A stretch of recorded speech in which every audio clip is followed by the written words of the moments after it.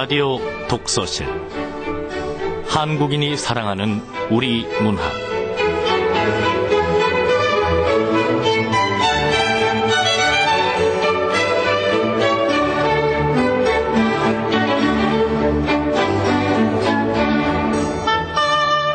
안녕하세요. 아나운서 김경란입니다. 사철나무 그늘 아래 쉴 때는 장정일. 그랬으면 좋겠다. 살다가 지친 사람들 가끔씩 사철나무 그늘 아래 쉴 때는 계절이 달아나지 않고 시간이 흐르지 않아 오랫동안 늘지 않고 배고픔과 실직 잠시라도 있거나 그늘 아래 휴식한 만큼 아픈 일생이 아물어진다면 좋겠다. 정말 그랬으면 좋겠다. 네, 장정일 작가의 사철나무 그늘 아래 쉴 때는의 앞부분입니다. 이 장정일 작가는 시인이면서 소설가, 극작가인데요. 아마 여러분도 이런 생각 해보셨을 거예요. 계절과 시간은 너무나 빨리 달아나고 우리는 또 너무 빨리 늙어버리는 게 아닌가 하는 생각. 이런저런 생각을 하다 보면 이렇게 사철나무 그늘처럼 편히 쉴 수 있는 곳을 꿈꾸기 마련입니다. 장정일 작가도 그래서 이런 노래를 한 것 같은데요.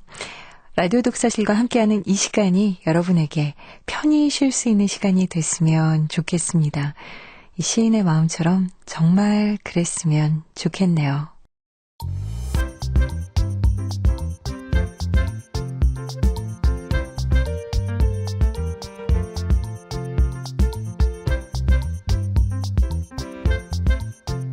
소리로 만나는 책 라디오 독서실. 한국인이 사랑하는 우리 문학을 김경란 아나운서와 함께 만나봅니다.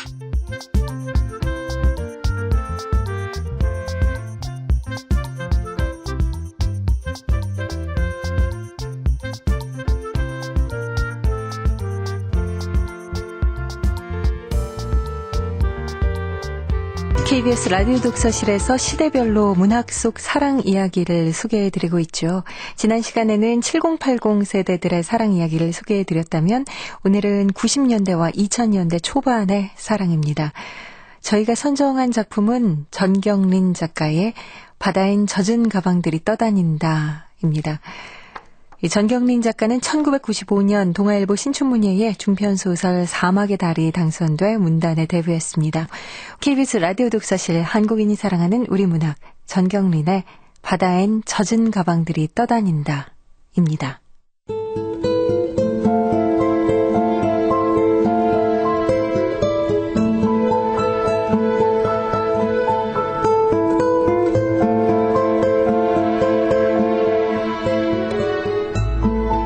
바다엔 젖은 가방들이 떠다닌다.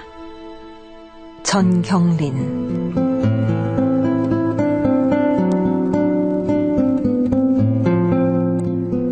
꽃과 연애에 빠진 적이 있었다. 마르코 폴로라는 이름의 꽃이었다. 아마도 나리과의 꽃일 것이다. 색깔은 흰색이었고 통꽃으로 꽃잎 모양은 백합과 비슷했다. 그리고 촉감은 굳이 말하자면 여자의 속살과 거의 같았다. 여자의 속살을 꽃잎처럼 그렇게 얇게 떠낸다면 말이다. 길고 투명한 꽃술들이 꽃잎 중앙에서 흔들렸고 그 꽃술들 가장자리에 은분홍색의 애교점들이 해픈 여자의 웃음소리처럼 난만하게 흩어져 있던 꽃. 어느 화요일 날 단골 가게의 주인은 더 이상 마르코 폴로는 오지 않는다고 말했다. 국내 판매가 신통치 않아 전량을 일본으로 수출하게 되었다는 것이다. 그렇게 해서 꼬박 1년 동안 계속된 연애는 끝이 났고 시간은 마구 흘러갔고 어느 사이 나는 예전처럼 향기도 없고 시선도 없는 빈집에 익숙해졌다. 그 후로 2년이 흘러갔다. 아무것도 사랑하지 않은 2년이었다. 간혹 선을 보았고 화요일과 목요일엔 수영을 했고 일요일에는 조깅을 하고 대청소를 했다.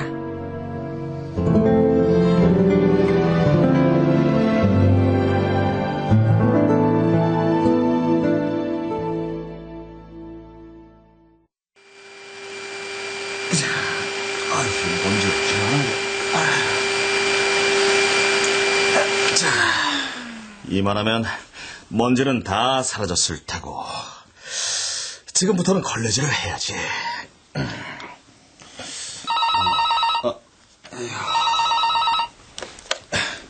여보세요? 너 집에 있니?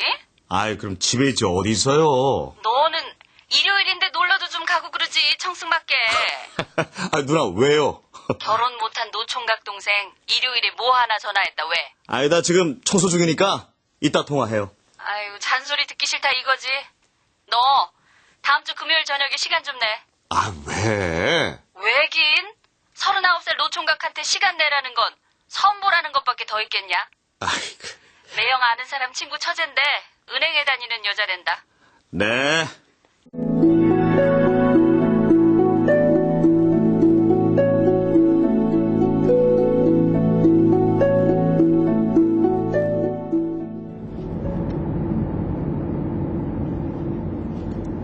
퇴근길에 공항에 들렀다.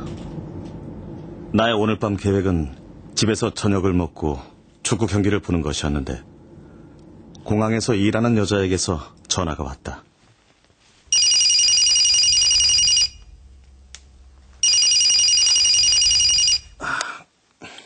여보세요? 여보세요? 나 기억나요? 지난번에 소개팅 했었잖아요. 예. 기억 안 나나 봐요. 나 공항에서 근무하는데. 예, 오랜만이에요. 오늘 저녁에 약속 있어요? 그냥 집에 가서 축구 보려고 했는데. 나도 축구 보고 싶다. 데리러 와줄 수 있어요? 네? 나는 여자가 공항에서 어떤 일을 한다고 했는지 까맣게 잊어버렸다. 많은 여자들이 나에게로 왔다가 사라져갔는데 어떤 여자는 갑자기 다시 연락을 하기도 한다. 이 여자도 그런 여자다. 내가 도착했을 때 여자는 국제선 청사 앞에 나와 있었다. 내가 밥을 하고 미역국을 끓이고 감자 껍질을 벗겨 고기와 볶는 동안 공항 여자는 식탁에 앉아 지나간 잡지를 본다.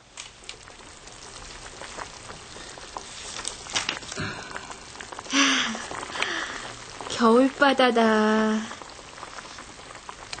난 겨울바다에 한 번도 가본 적이 없어요. 겨울바다에 가본 적이 없다니 그녀는 정말 순결한 처녀인 것 같다. 난 낡아 빠지고 질긴 순결엔 관심이 없다. 부담스럽기도 하고 청승맞기도 하고 좀 역겹기도 하다. 아직 순결한 여자는 31살이 되도록 무엇을 했을까?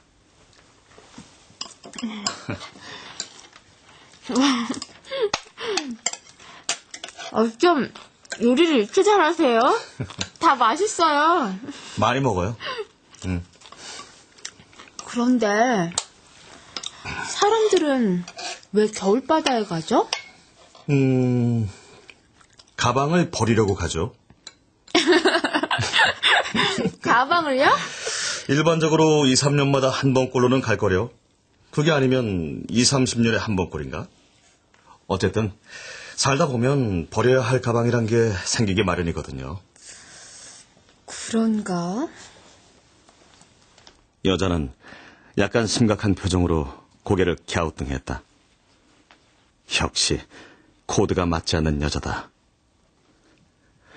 나는 아직 내가 독신인 것에 안도감을 느낀다.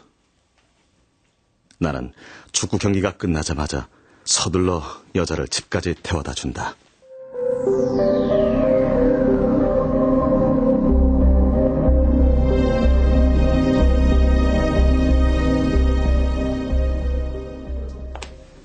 야, 정커피. 이번 커피 좋던데? 사장님이 좋아하는 돈 냄새 팍팍 나게 뽑았습니다. 바로 그거야. 어? 넌 가르치는 보람이 있어. 그런 의미에서 오늘 저녁에 한 잔 어떠냐? 내가 살게. 저희 약속 있는데. 너 또 선보냐? 야, 안 지겹냐? 여자 다 거기서 거기야. 대충 맞춰 살아. 아이, 선배님은 대충 맞추는 게 더 힘들어요. 에휴, 그래. 이번이 마지막이길 바랄 뿐이다. 아유, 다들 무덤인 줄도 모르고 길을 쓰고 들어가려고 하지. 하긴 나부터 그랬으니까. 내 나이 39, 광고회사에 나가고 있다. 퇴근을 하고 곧장 약속 장소인 2층 커피숍으로 갔다. 몇 번 선을 본 적이 있는 장소다.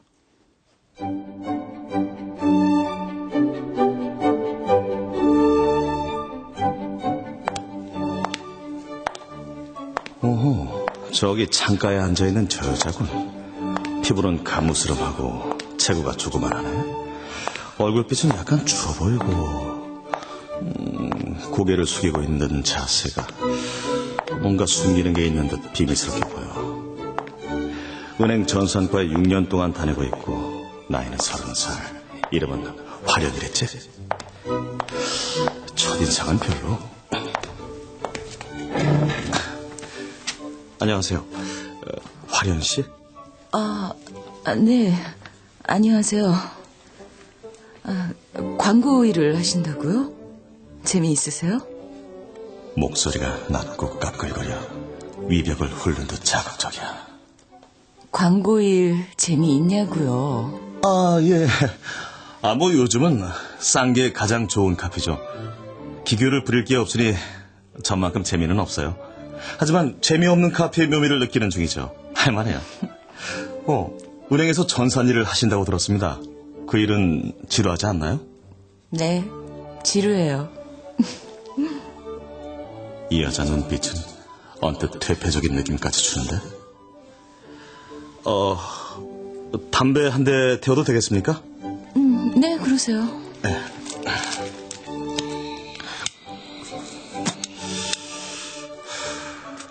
결혼하면은 직장은 계속 다니실 건가요? 어느 쪽을 원하세요? 결혼하면 아내가 집에 있길 원하는 쪽인가요? 이 여자 마치 맞벌이 부부와 여성의 지위 같은 제목의 앙케이트 조사원처럼 객관적인 표정을 짓고 약간 지친 태도로 대답해 줄 것을 요구하네. 그런데 건조하고 깔끔한 음색이 상당히 매력적이잖아. 저 여자 마음에 들어하는 대답은 뭘까? 내가 왜 이러지? 결혼하면 아내가 집에 있길 원하는 쪽이에요?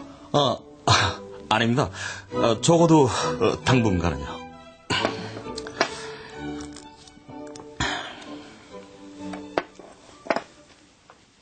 대답을 머뭇거리며 문득 고개를 치켜들다가 두 개의 테이블 너머 대각선 쪽에 혼자 앉아있는 남자와 눈이 마주쳤다.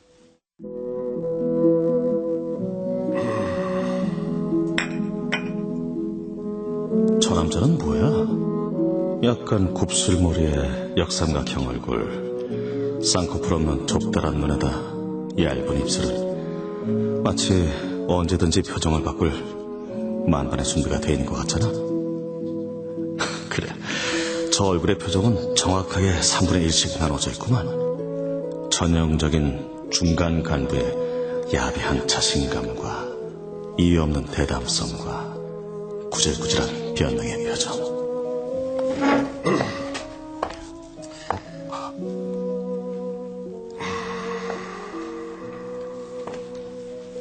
나의 놀란 눈과 마주친 남자는 천천히 손을 올려 테이블 위에 담뱃갑과 라이터를 주머니에 넣고 일어서서 계산대로 나갔다. 뭘 그렇게 보세요? 아닙니다. 가족이 다들 지방에 내려가 있다고요? 그럼 여기서는 혼자 살고 있나요? 네네. 부모님이 결혼하라고 종용하지 않나요? 예? 아니, 어디 불편하세요? 저는 부모님이 결혼하라고 하지는 않냐고요. 그래서 이렇게 나와서 앉아있잖아요. 독신주의자세요?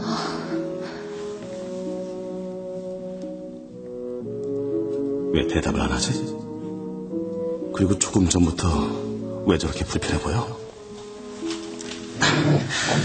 저녁을 먹을 만한 곳으로 자리를 옮기죠. 아니요, 저 오늘 사실은 다른 일이 좀 있어요. 오늘은 안 되겠네요. 지금 가봐야 돼요. 만난 지 30분도 채 지나지 않은 시간이었다.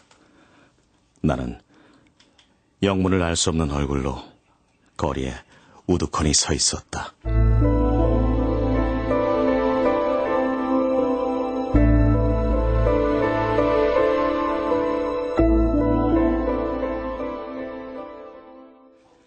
다음 날 뜻밖의 전화가 왔다. 화련이었다. 어젠 미안했어요. 급한 일이 좀 있었어요. 오늘 다시 봐도 될까요? 침울하고 단정하지만 여전히 깔끄러운 음성. 이 목소리 때문에 변덕스럽고 불안정한 이 여자와 깊이 연루되고 말겠어. 오늘 다시 봐도 될까요? 좋습니다. 그런데 오늘도 30분인가요? 우리 저녁 먹어요. 맛있고 편안한 집에서 천천히요. 그녀는 천천히를 강조하면서 마치 잘 아는 사람처럼 다정하게 말했다. 그날 화련은 저녁을 먹은 후 나의 아파트로 차를 마시러 왔다. 저녁을 먹으면서 괜찮은 여자라는 생각이 들었다. 키가 작기는 하지만 피부가 탄력 있어 보이고 성격이 직설적인 것 같아 느낌이 좋았다. 전날과 달리 아주 짧은 스커트를 입었는데 키에 비해 다리가 길고 매끈했다. 한쪽 눈을 찡그리고 윗입술을 뒤집으며 웃는 모양이 약간 해포 보이기는 했지만 타고난 천성일 수도 있다. 그리고 직장도 괜찮았다. Written on my skin,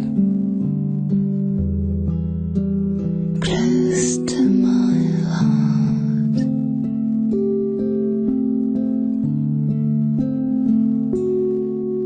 My favorite part.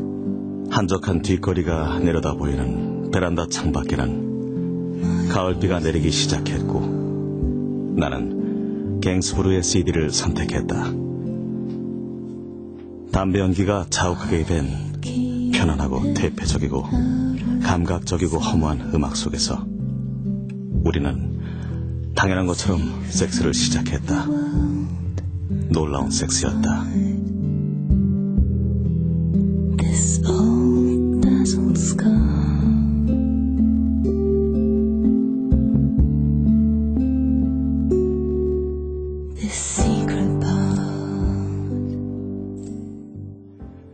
나는 거의 가사 상태의 행복감 속에서 불현듯 화련에게 현재 진행 중인 남자가 있을 수 있다는 생각이 들었다.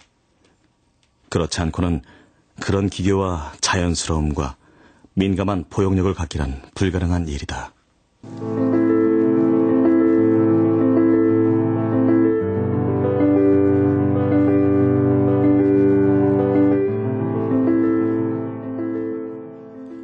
화련을 만난 지 일주일이 지나 다시 금요일이었다. 우리는 그 주를 온통 함께 보냈다. 나는 화련과 꼭 결혼하고 싶었다. 어려운 장애가 있더라도, 서로 그녀에게 다른 남자가 있더라도. 30이나 된 여자에게 남자가 전혀 없었기를 바라는 건 무리가 아닌가. 물론 현재 진행 중인 관계는 문제다. 화련에게 가는 중에 전화가 왔다. 미스가 났어요. 오늘 늦을 것 같아요. 얼마나? 알 수 없죠. 미스가 난 지점을 찾기 전엔 퇴근 못해요. 돈이 많이 비어요. 밤을 꼬박 새울지도 몰라요. 아이고, 맙소사. 늘 이런걸요. 퇴근 시간이 따로 없어요. 하여튼 일이 끝나면 전화해요. 집까지 태워줄 테니. 아니요. 기다리지 마세요. 그러면 차도 끊긴 시간에 어떻게 집에 간다는 거예요? 타고 갈 차 있으니까 걱정 마세요. 무슨 누구 차를? 직장 동료요?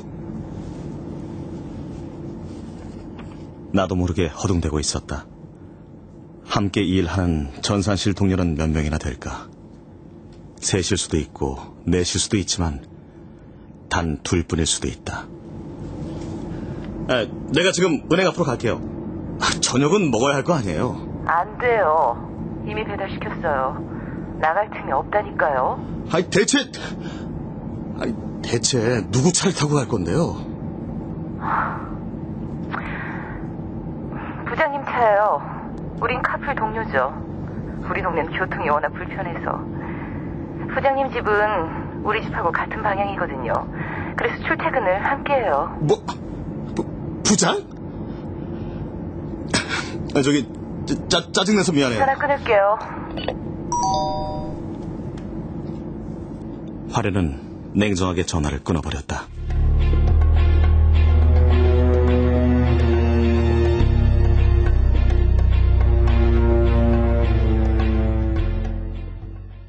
양쪽 가족들의 전폭적인 지지에 힘입어 우린 만난 지 2주 만에 약혼을 했다. 결혼식 날짜도 2주일 뒤로 정했다. 약혼한 다음 날 나는 화련에 대해 그동안 느껴온 문제점들을 몇 가지 이야기했다.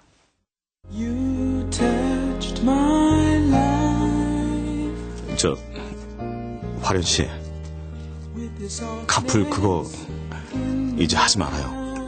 아무리 늦게 맞춰도 내가 집까지 태워다 줄게. 그럼 아침엔요? 아침에는 버스를 타요. 다들 그렇게 하잖아요. 안 돼요. 지각하게 돼요.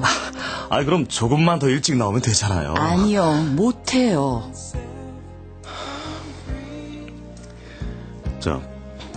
카풀이라는 게 아무리 직장 동료라지만 약혼까지 한 여자가 늦은 밤에 남자하고 함께 차를 타는 건 이상하지 않아요? 뭐가 이상하다 그래요? 부모님 승낙하에 5년째 계속 카풀을 하고 있는데. 5년이나? 그러면 언제까지 계속하겠다는 거예요? 결혼해서도요? 그런 건 중요한 게 아니죠. 전 제가 살던 집 가까이에서 신혼생활을 하고 싶어요. 지금 이사를 하자는 거예요? 지금 진담이에요? 그럼 진담이죠? 내가 이사를 못한다면?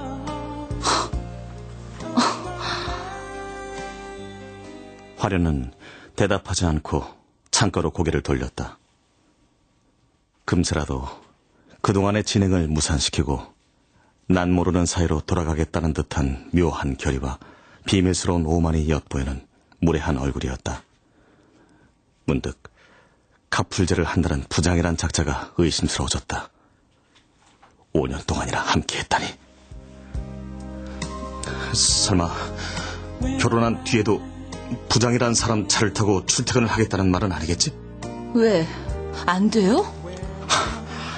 그렇게 어렵게 출퇴근을 해야 한다면 차라리 직장을 그만두는 게 좋겠어요.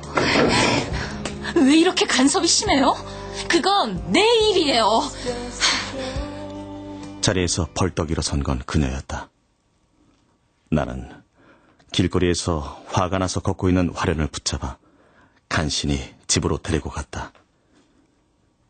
그날 밤 화련은 열 손가락을 활짝 펴고 척추를 쓸어내리면서 속삭였다. 그녀의 입술과 혀가 내 귓속을 파고들었다. 나는 소름이 끼쳐 아득해졌다. Last night I saw a ghost.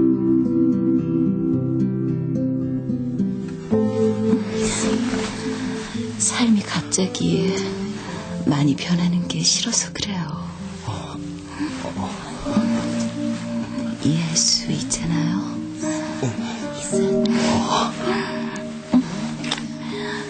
누군가 두 사람 중 한 사람이 이사를 해야 하는 거예요. 당신이 우리 동네로 와줘요. 응?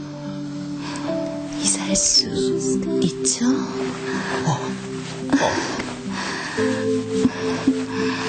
약혼했다고 갑자기 간섭하는 거 나 싫어요. 결혼해서도 마찬가지고.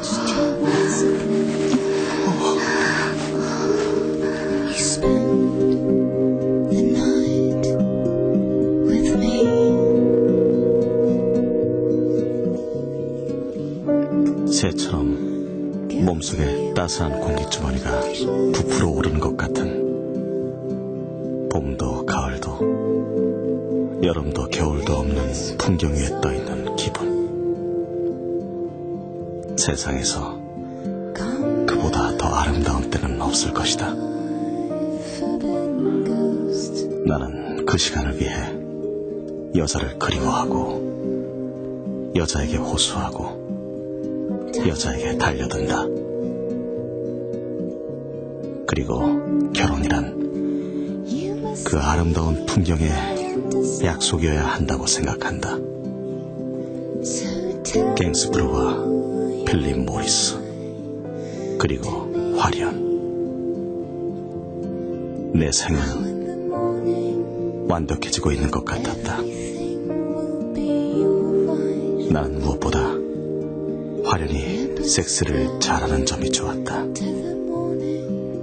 그건 정말로 중요한 장점인 것이다.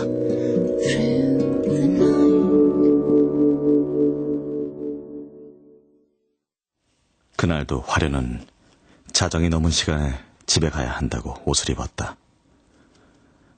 먼 곳에서 마음을 쓸 부모님 때문이거나 남동생 눈치를 보느라 마지못해 하는 짓이거나 아니면 단순히 자기의 방에서만 잠이 오는 잠버릇이거나 간에 마음에 드는 행동이어서 늘 그랬듯이 집까지 태워주었다. 30분쯤 뒤 화련이 몸을 씻고 잠자리에 들 무렵 전화를 걸었다. 아이, 통화 중이잖아. 이 시간에 누구하고. 다시.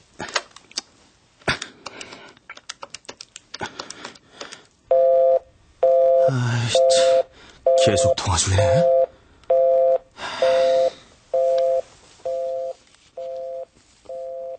그리고 며칠 후 이제 막 들어간 화련이 또 전화를 받지 않았다. 나는 3시까지 틈틈이 전화를 하다가 잠이 들어버렸었다. 다음날 화련은 모르겠다고 간단하게 말했다. 이해가 되지 않는 일이었다. 다음 날에도 나는 집에 도착하자마자 전화를 걸었다. 역시 통화 중이었다.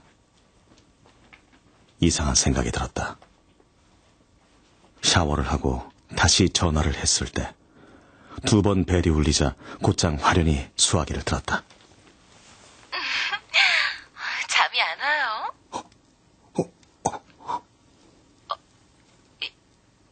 여보세요? 누구세요?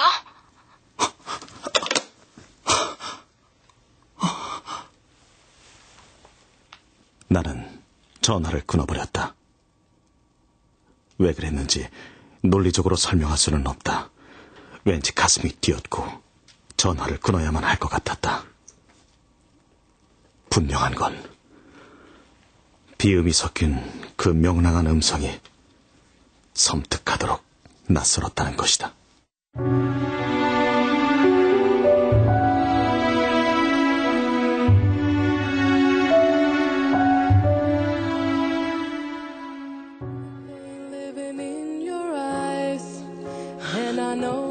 누구하고 통화했냐니까. 난 꼭 알아야겠어. 또 그 얘기예요? 왜 대답을 명확하게 안 해? 분명히 누군가하고 통화 중이었잖아. 참 나쁜 취미가 있군요. 의심증 있는 사람처럼 왜 그렇게 간섭하고 캐묻고 그래요? 의심증? 이젠 나를 아주 환자 취급하려고 하는군.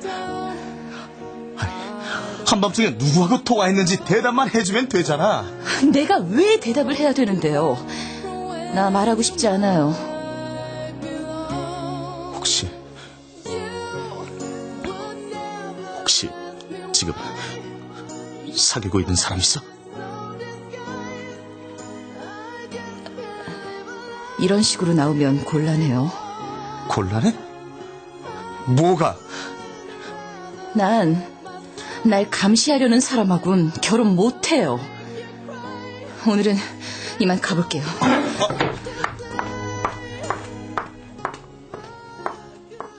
그녀는 오더를 취소하는 비즈니스맨 같은 태도로 말했다. 언젠가처럼 유리벽에 얼굴을 세게 부딪힌 기분이었다. 다음 날 전화를 하자 화려는 끝났다고 했다. 두 번째 전화를 하자 다시는 통화할 일 없도록 하자고 말하고는 재빨리 끊었다. 다음 날 또 전화를 걸었다. 나는 꽤나 이성적으로 마지막이라도 좋으니 만나서 이야기하자고 말했지만 까맣게 타는 것만 같았다. 너 없이는 살고 싶지 않다고 말하고 싶은 것을 간신히 누르고 있었다. 전처럼 화련이 먼저 와 있었다.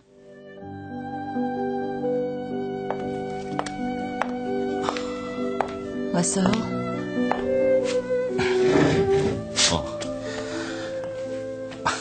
일찍 왔네? 나와줘서 고마워. 마지막으로 하고 싶다는 얘기가 뭐죠? 저기...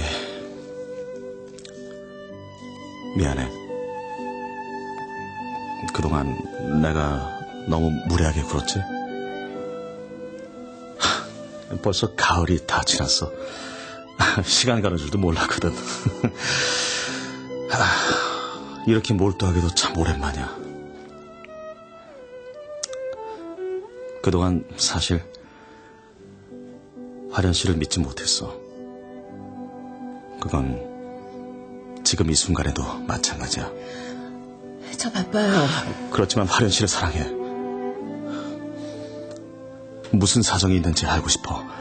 난 정말 화련 씨에게 남에게 말 못할 애인이 있다고 해도 화련 씨 마음만 확실하다면 결혼할 수 있어. 결혼한 뒤엔 만나지 않겠다는 약속만 해준다면. 이미 끝난 얘기예요.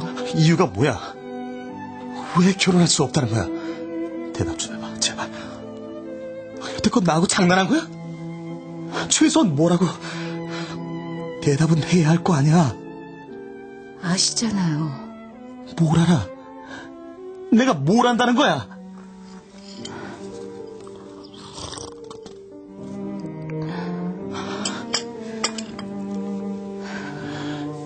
그래, 좋아.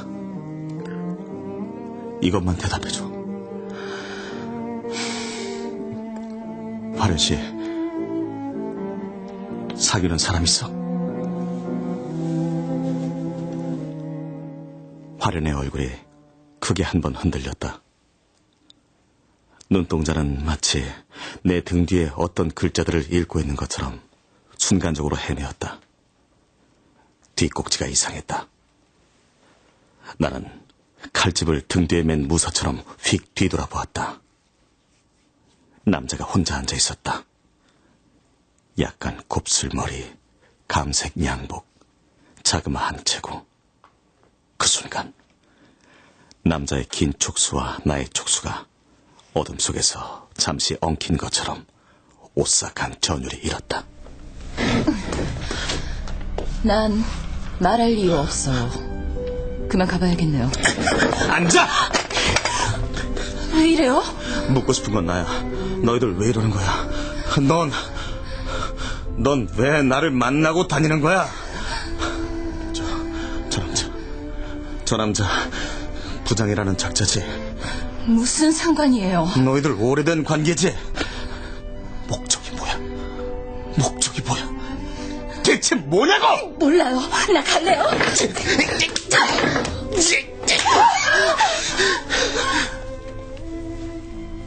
나는 화련의 따귀를 힘껏 때렸다. 남자가 보고 있을 것이다.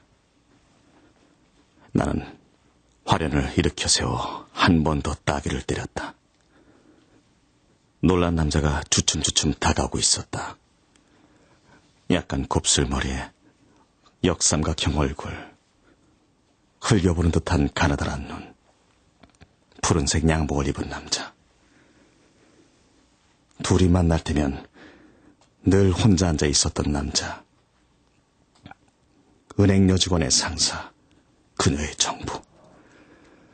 여러 개의 다리 사이로 연고같이 끈끈한 점액질을 묻히고 다닐 늙은 곤충.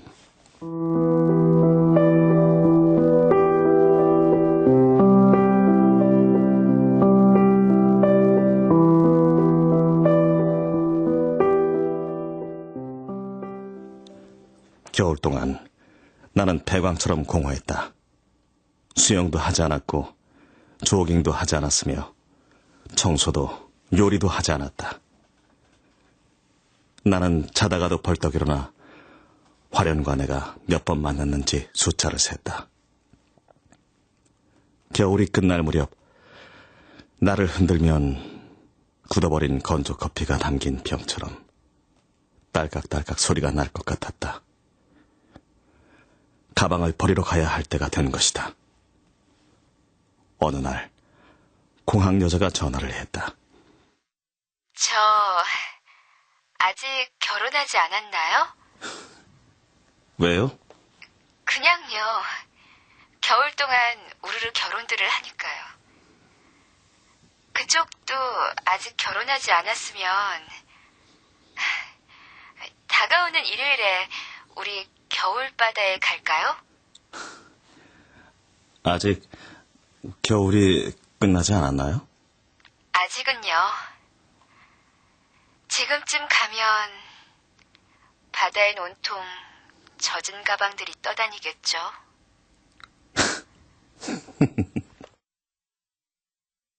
나는 건조한 입술 사이로 비죽비죽 웃었다.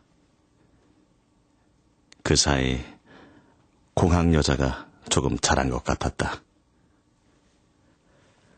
어차피 인생에 더 나은 것 따위는 없을 것 같다.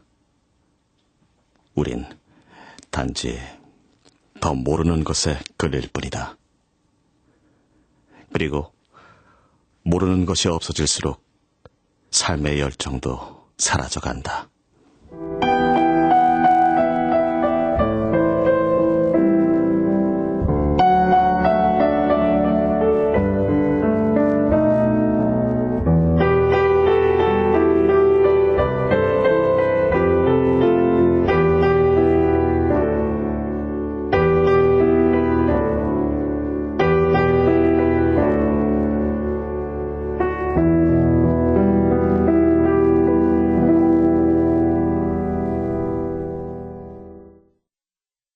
우리는 단지 더 모르는 것에 끌릴 뿐이다. 그리고 모르는 것이 없어질수록 삶의 열정도 사라져간다.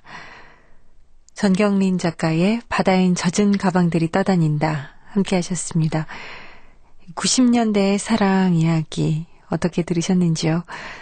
문학평론가 황도경 선생님과 함께 이야기 나눠보겠습니다. 어서 오세요. 네, 안녕하세요. 네.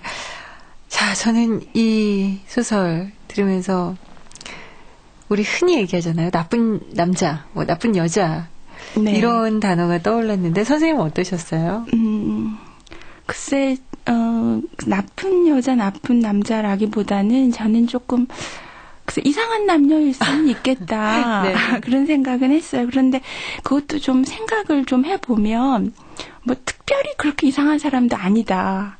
왜냐하면 이게 이제 광고 회사 다니는 남자하고 은행을 다니는 여자의 어떤 어긋난 관계에 대한 이야기거든요.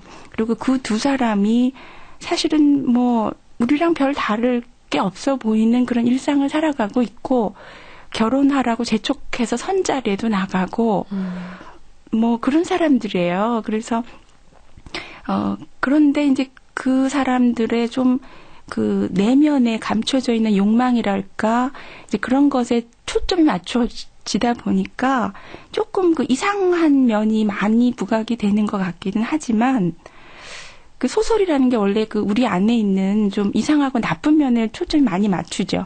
그러니까 그러면서 그 평온해 보이는 일상이나 평범해 보이는 대상의 어떤 이면을 드러내려고 하니까 이제 그러다 보니까 조금 이상할 수는 있겠다. 그 정도로 이상하다. 나쁘다보다는 한 이상한 정도. 네. 근데 이 작품 속에 화련이라는 인물을 보면요, 글쎄요, 그, 내연남이라고 해야 할까요? 자기 상사에게는 또 어떤 여자일지 모르겠지만, 네. 이 주인공 남자에게 있어서는 애태우고, 손에 잡힐 듯 잡히지 않는, 그런, 어떻게 보면 우리가 표현하기엔 좀 나쁜 여자라는 느낌이 들지만, 그럼에도 불구하고 그렇게 남자를 끌어당기는 게 있는데, 그런 걸 가지고 우리가 치명적인 유혹? 뭐 이런 식으로 그렇죠. 얘기를 해봐도 될까요? 그래서 이른바 빠무빠탈 유형 뭐 이런 얘기를 하는데, 글쎄 화련이라는 여자를 그런 유형으로까지 해석하는 거는 조금 어렵지 않을까 싶기는 해요. 그런데 이제 분명한 것은 이 화련이라는 여자가 굉장히 좀 이상하고 수상하고 비밀이 많고 불안정해 보이고 이제 그런 인물로 다가온다는 거죠. 그리고 그렇기 때문에 또 주인공이 이끌린다는 거예요. 그러게 말이에요. 네. 그러니까 그런데 이제 왜 그러냐 하면 주인공은 굉장히 그 규범적이고 질서적인 그런 일상을 살아가는 사람이거든요. 그러다 보니까 그 화련이라는 여자가 그 일상을 깨트릴 수 있는 어떤 그 일탈적 기운으로 이제 다가왔다는 거고, 그런 점에서 굉장히 유혹적으로 느껴졌다는 거겠죠. 그래서 저는 그 화련이라는 이름이 그 화자가 어떻게 보면 꽃이기도 하고 불이기도 하고 또 아니면 그 재앙할 때의 화일 수도 있고 연자도 그래요. 연꽃 같기도 하고 연의 연자 같기도 하고 아니면은 그 실현할 때의 연자 같기도 한. 그러니까는 굉장히 유혹적이지만 또 불길한 위험한 그런 존재임에는 틀림이 없겠죠. 근데 여기서 화련과 결혼을 하고 싶은 마음이 굴뚝 같았지만 결국은 화련이 도망갔기 때문에 못했다라고 생각하지 않을까요, 남자는? 그럴 수도 있는데 그 화련을 사랑한다고 생각하면서 결혼을 하려고 했을 때는 굉장히 규범과 규칙을 강요를 해요. 그러니까 화련의 입장에서 보면 이 나라는 인물은 오히려 공학 남자예요. 일종의. 그러니까 기본적으로 결혼과 사랑이 충돌할 수밖에 없죠. 그래요. 그렇게 볼 수도 있을 것 같습니다. 저희가 이제 시대별로 문학 속에 등장하는 남녀 간의 사랑을 계속해서 만나보고 있는데요. 김시습의 만복사 젖보기, 또 주요섭의 아네모네의 마담, 한수산의 미지의 새, 그리고 오늘 소개한 이 전경린 작가의 작품까지 이렇게 이 작품만 봐도 시대별로 남녀 간의 사랑이 참 큰 차이가 있는 것 같은데 어떤가요? 예, 예전 소설을 보면 사랑에 있어서 여성이 주체가 되는 경우는 참 많지 않은 것 같아요. 네. 그러니까 여성은 항상 사랑받는 존재, 또 그러다 보니까 버림받는 대상 이렇게 되죠. 그러다 보니까 항상 사랑하는 남자와 사랑받는 여자의 구도, 혹은 보는 남자와 보여지는 여자의 구도 이런 식으로 쭉 오게 되죠. 아네모네의 마담도 이제 그런 거죠. 끝없이 보여지는 대상으로서 자기를 위치시키는데 정경림 정도 오면 이제 그게 바뀌죠. 오히려 그래서 여성이 굉장히 주체적이고 적극적인 그런 여성으로 등장을 하는데 이제 저는 이런 그 남녀 간의 차이와 함께 더 주목이 되는 건 뭐냐면 사랑 자체에 대한 인식이 변하고 있다는 거예요. 그래서 예전에는 사랑이 결혼과 연결된 단어였어요. 사랑은 결혼으로 이어지는 어떤 과정이라고 생각을 했거든요. 네. 그랬는데 그 후에는 오히려 사랑과 결혼은 반대말이 됐어요. 그래서 예를 들어서 우리 1920년대, 30년대 신여성들에게 있어서 사랑이라고 하는 것은 일종의 자유선언하고 비슷해요. 그러니까 자유 부인, 자유 연애 이런 말이 있죠. 그러니까 오히려 사랑의 반대편에 결혼이 있게 되죠. 이제 그런 의미를 가졌다가 또 이제 최근으로 오면서 사랑이라고 하는 것은 삶이라든지 생명의 의미를 일깨우는 어떤 계기로 작용하기도 하고, 혹은 정경림처럼 일상에서 어쩔 수 없이 억눌릴 수밖에 없는 어떤 열정, 뭐 이제 이런 거를 드러내는 것이기도 하고, 이런 식으로 이제 변한 것 같아요. 그 의미 자체가. 그래요. 홍도경 선생님 오늘 도움 말씀 잘 들었습니다. 다음에 또 뵙죠. 네. 지금까지 문학평론가 황도경 선생님과 함께했습니다. 네, 이번 달 초에 노벨 문학상이 선정됐습니다. 다들 아시겠지만 2009년도 노벨 문학상은 독일의 여성 작가 헤르타 밀러에게 돌아갔습니다. 조만간 라디오 독서실에서도 이 헤르타 밀러의 작품 소개해드리도록 할게요. 노벨 문학상이 모든 문학 작품을 평가하는 건 물론 아닙니다만 우리나라 작가들 중에도 이 노벨 문학상의 주인공이 나오기를 바라는 마음, 여러분도 마찬가지시죠? 지금까지 전경린 작가의 바다엔 젖은 가방들이 떠다닌다 편, 음악 최현석, 효과 안익수, 노동걸, 김기평, 기술 이흥규, 극본 서현희, 제작 박기환, 진행의 김경란이었습니다.